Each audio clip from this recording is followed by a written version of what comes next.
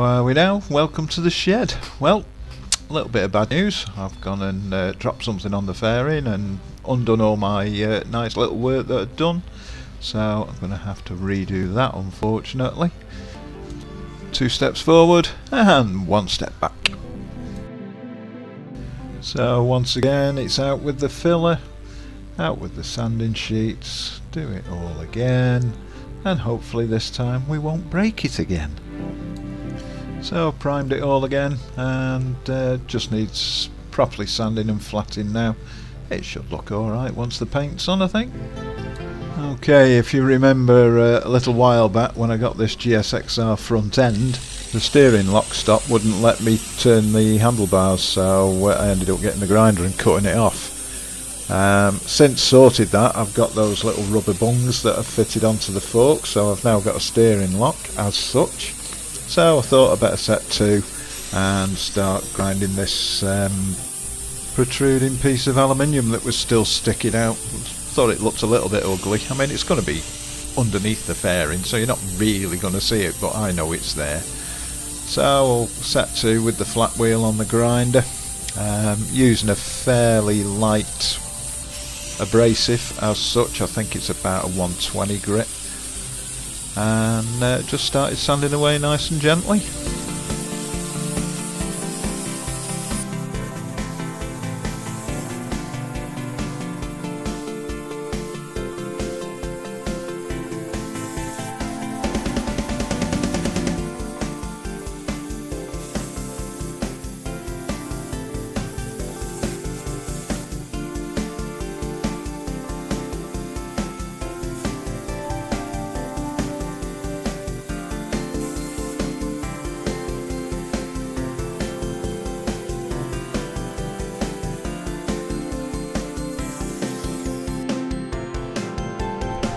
Once we'd got one side virtually down to where the yoke was, turned my attention over to the other side and just started sanding away at that part as well, so we could get a nice smooth-ish job. I'm not going to say smooth.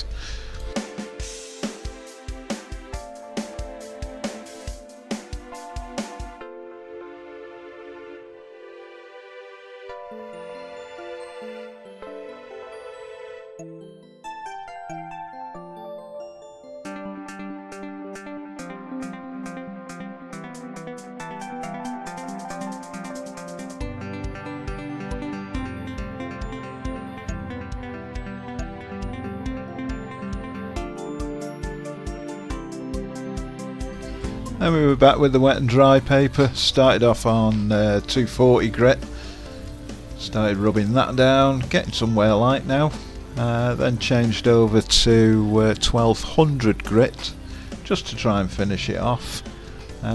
It's left a couple of marks, but I must admit it does look a damn sight better than it did.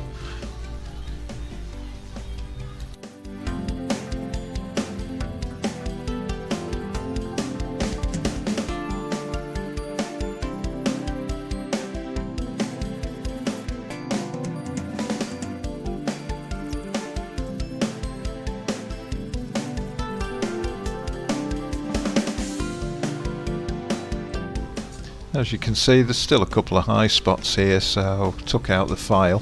Wasn't worth cracking the grinder open again. I was actually tidying up, which was a bit strange for me. So I thought I'll use the file, just go over the high spots, get them out of the way, then back onto the wet and dry again.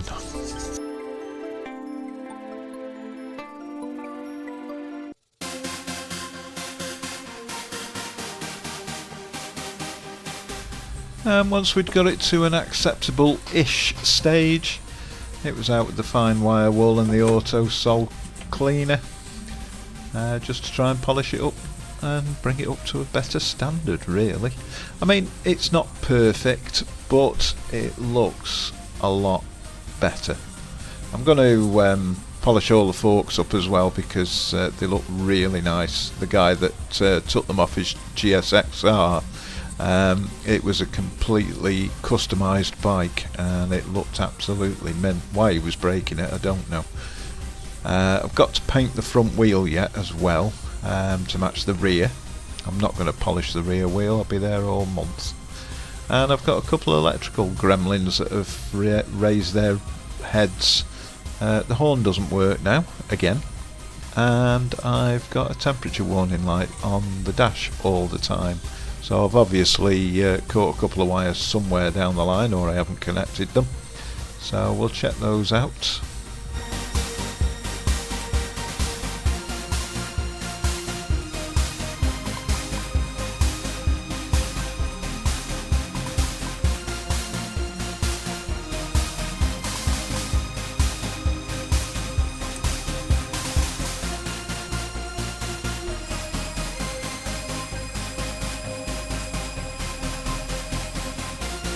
I did notice on the right hand side there was a couple of points that were not really to how I expected them, so I thought, well, okay, we'll get the file out again, we'll try and get rid of those.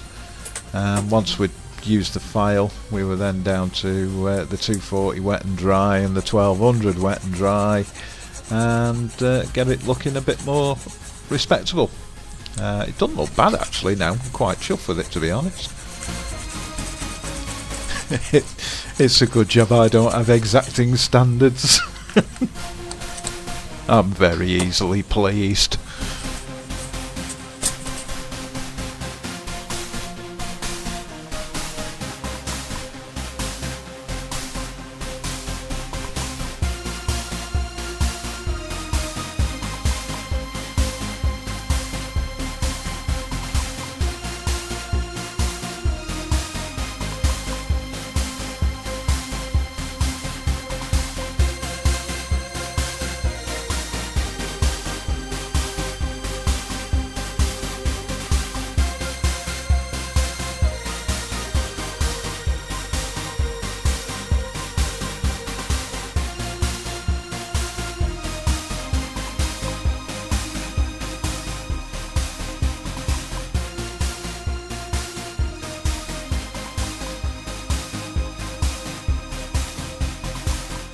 It's polished up quite well, to be perfectly honest. I am once again, I'm quite pleased with it.